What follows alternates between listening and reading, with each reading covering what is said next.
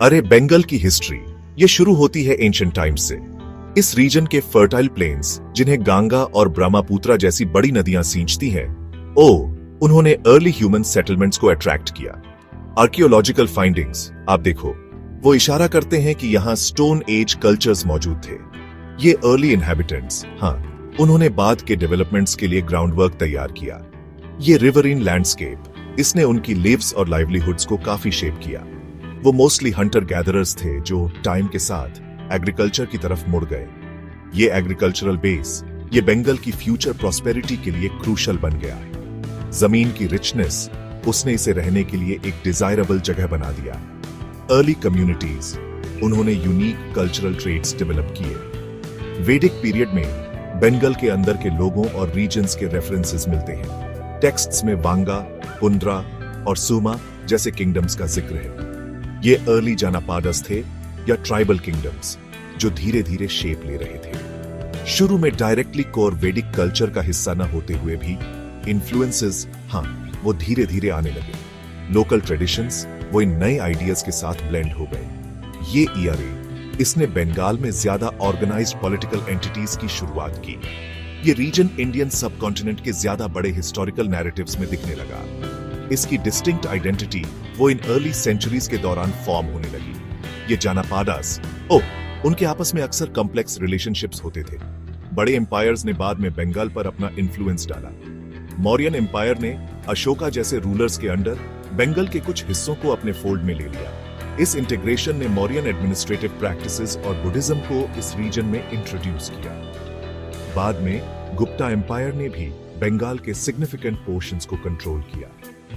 इस पीरियड में flourishing trade और कल्चरल एक्सचेंज देखा गया। संस्कृत लर्निंग और आर्ट्स जो गुप्ता एरा की कैरेक्टरिस्टिक हैं, उन्हें यहाँ पैट्रनेज मिला। इन इंपीरियल कनेक्शंस ने बंगाल को वाइडर इंडियन नेटवर्क से कनेक्ट करने में हेल्प की। जो एडमिनिस्ट्रेटिव स्ट्रक्चर्स बनाए गए, उनके लास्टिंग इंपैक्ट्स हुए।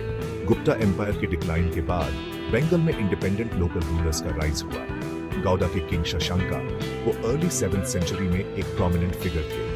उन्होंने एक पावरफुल, हालांकि शॉर्ट लिव्ड किंगडम एस्टैब्लिश किया। इसके बाद पाला डायनेस्टी वो 8th सेंचुरी में पावर में आई। पालस ने करीब 4 सेंचुरीज तक रूल किया। वो महायाना बुद्धिज्म के बड़े पेट्रन्स थे। उनके रूल के अंडर नालंदा और विक्रमशिला जैसे इंस्टीट्यूशंस, हालांकि बंगाल के बाहर थे, उन्हें सपोर्ट मिला। और आर्ट एंड आर्किटेक्चर वो फ्लरिश हुए। सेना डायनेस्टी जो ओरिजिनली कर्नाटका से थे, उन्होंने पालस को सक्सीड किया। उन्होंने ऑर्थोडॉक्स हिंदुइज्म और संस्कृत लिटरेचर को प्रमोट किया। टर्किश इन्वेडर्स का आना इसने बंगाल की हिस्ट्री में एक नया फेज मार्क किया। अर्ली 13th सेंचुरी में बख्तियार खिलजी जो दिल्ली सल्तनत का एक जनरल था, उसने बंगाल के कुछ पार्ट्स को कॉन्कर किया। इससे ये रीजन इस्लामिक रूल के इन्फ्लुएंस में आ गया। शुरू में बंगाल को दिल्ली सल्तनत के एक प्रोविंस के तौर पर गवर्न किया जाता था, लेकिन दिल्ली से इसकी दूरी उसने अक्सर गवर्नर्स को काफी ऑटोनॉमी असर्ट करने दी। इस पीरियड में नए एडमिनिस्ट्रेटिव सिस्टम्स इंट्रोड्यूस हुए। कल्चरल लैंडस्केप वो भी सूफीज और इस्लामिक स्कॉलर्स के आने से बदलने लगा।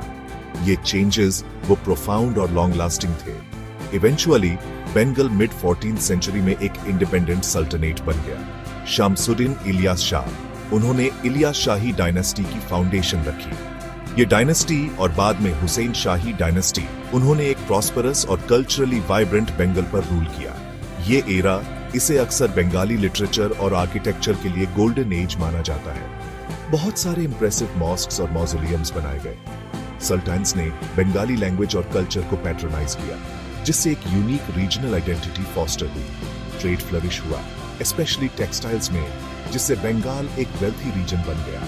ये इंडिपेंडेंस ये करीब 2 सेंचुरीज तक चली। मुगल एम्पायर उन्होंने 16th सेंचुरी में बंगाल पर अपनी नजरें गड़ा दी।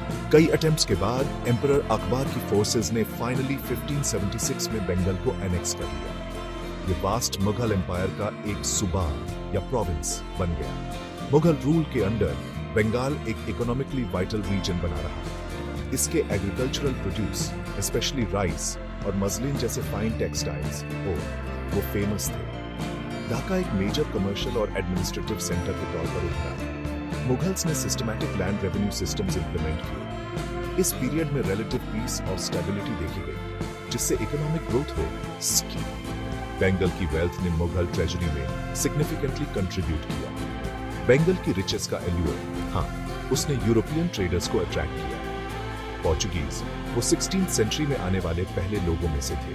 उनके बाद डच, फ्रेंच और इंग्लिश आए। इन यूरोपियन पावर्स ने बंगाल के वाटरवेज के किनारे ट्रेडिंग पोस्ट्स, जिन्हें फैक्ट्रीज कहते थे, एस्टैब्लिश की। वो मेनली टेक्सटाइल्स, सॉल्टपीटर और ओपियम में ट्रेड करते थे। इन यूरोपियन नेशंस के बीच बंगाल के ट्रेड पर कंट्रोल के लिए कंपटीशन इंटेंस हो गया। इंग्लिश ईस्ट इंडिया कंपनी ने धीरे धीरे अपने राइवल्स को आउटमैन्यूवर कर दिया। उनकी बढ़ती इकोनॉमिक पावर वो पॉलिटिकल एम्बिशंस में बदलने लगी। इसने फ्यूचर कॉन्फ्लिक्ट्स और कॉलोनियल टेकओवर के लिए स्टेज सेट कर दिया। 1757 में बैटल ऑफ प्लासी ये एक पिवटल मोमेंट था। ब्रिटिश ईस्ट इंडिया कंपनी के रॉबर्ट क्लाइव ने नवाब सिराज उद दौला को हरा दिया। ये विक्ट्री इसने इफेक्टिवली बंगाल में ब्रिटिश रूल की शुरुआत की और उसके बाद इंडिया में कंपनी को इमेंस पॉलिटिकल और इकोनॉमिक पावर मिली।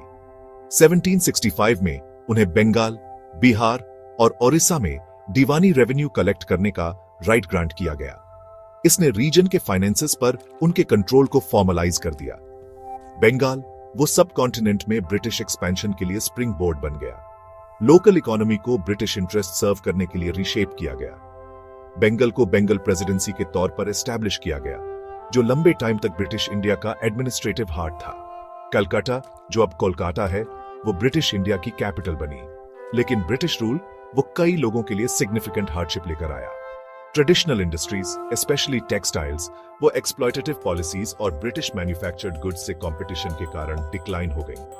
कैश क्रॉप्स पर फोकस, उससे कभी कभी फूड शॉर्टेजेस हो जाते थे। रीजन ने कई डेवस्टेटिंग फैमिन्स देखे, जैसे 1770 का ग्रेट बंगाल फैमिन। इन इवेंट्स ने कॉलोनियल इकोनॉमिक पॉलिसीज के नेगेटिव इंपैक्ट्स को हाईलाइट किया। बंगाल से ड्रेन की गई वेल्थ ने ब्रिटेन की इंडस्ट्रियल रेवोल्यूशन को फ्यूल किया। ऑपरेशन के बावजूद 19th सेंचुरी में बंगाल रेनेसांस भी देखा गया। ये रिमार्केबल सोशल, कल्चरल और इंटेलेक्चुअल अवेकनिंग का पीरियड था।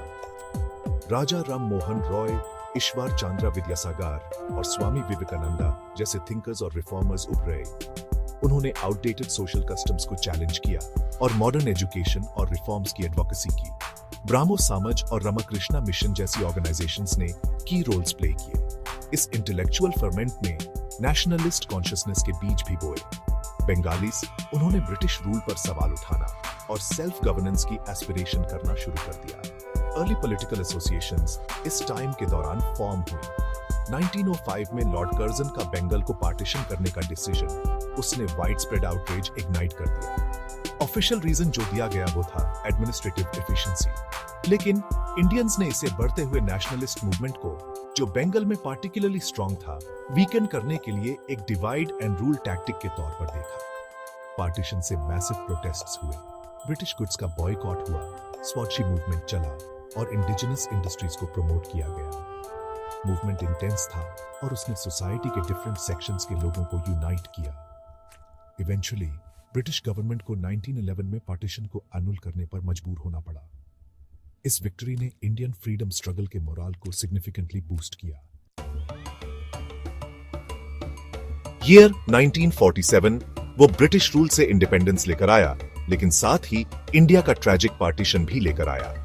बंगाल, उसे एक बार फिर डिवाइड किया गया। वेस्टर्न पार्ट वो वेस्ट बंगाल बना, इंडिया का एक स्टेट। ईस्टर्न पार्ट वो ईस्ट पाकिस्तान बना, जो बाद में 1971 में बांग्लादेश बन गया। ये डिवीजन ये रिलीजियस लाइंस पर बेस था और इससे इमेंस ह्यूमन सफरिंग हुई। मिलियंस ऑफ लोग डिस्प्लेस हो गए, रेफ्यूजीज बन गए। वेस्ट बंगाल को ईस्ट पाकिस्तान से रेफ्यूजीज का मैसिव इन्फ्लक्स फेस करना पड़ा, जिससे सीवियर सोशियो इकोनॉमिक चैलेंजेस पैदा हुए। पार्टीशन का ट्रॉमा उसने बंगालीज की कलेक्टिव मेमोरी पर गहरे निशान छोड़े। पोस्ट इंडिपेंडेंस एरा में वेस्ट बंगाल के पॉलिटिकल लैंडस्केप में सिग्निफिकेंट चेंजेस देखे गए। इंडियन नेशनल कांग्रेस ने शुरू में स्टेट पॉलिटिक्स को डोमिनेट किया, लेकिन लेफ्टिस्ट आइडियोलॉजीज ने टाइम के साथ ट्रैक्शन गेन किया। Communist Party of India, Marxist led Left Front, वो 1977 में पावर में आई। उन्होंने 34 अनइंटरप्टेड ईयर्स तक रूल किया, लैंड रिफॉर्म्स इंप्लीमेंट किए और पंचायत्स को पावर डिसेंट्रलाइज की। इस पीरियड में इंडस्ट्रियल स्टैग्नेशन और सोशियो पॉलिटिकल अनरेस्ट भी देखा गया, जिसमें लेट 1960s और 70s का नक्सलाइट मूवमेंट शामिल था। नक्सलाइट अपराइजिंग, हालांकि उसे सप्रेस कर दिया गया, उसने deep seated socio economic grievances को हाईलाइट किया। लेफ्ट फ्रंट का लंबा रूल 2011 में खत्म हुआ। तृणमूल कांग्रेस ममता बनर्जी के लीडरशिप में पावर में आई। इसने स्टेट में एक सिग्निफिकेंट पॉलिटिकल शिफ्ट मार्क किया। न्यू गवर्नमेंट ने infrastructure development, social welfare schemes और इन्वेस्टमेंट अट्रैक्ट करने पर फोकस किया। वेस्ट बंगाल वो आज भी वेरियस सोशियो इकोनॉमिक चैलेंजेस से जूझ रहा है, लेकिन वो कंटेम्प्रेरी एरा में प्रोग्रेस और डेवलपमेंट के लिए स्ट्राइव भी कर रहा है। स्टेट वो नेशनल पॉलिटिक्स और इंडियन इकोनॉमी में इंपॉर्टेंट रोल प्ले करता है। इसका यूनिक पॉलिटिकल कल्चर वो इवॉल्व होता जा रहा है। अपनी कॉम्प्लेक्स हिस्ट्री के दौरान बंगाल ने एक रिच कल्चरल हेरिटेज मेंटेन किया है। इसने इंडियन लिटरेचर में इमेंस कंट्रीब्यूशंस किए हैं, रविंद्रनाथ टैगोर जैसे फिगर्स के साथ, जो लिटरेचर में पहले नॉन यूरोपियन बन रहे थे। बंगाली सिनेमा जैसे सत्यजीत रे ने किया, उसे इंटरनेशनल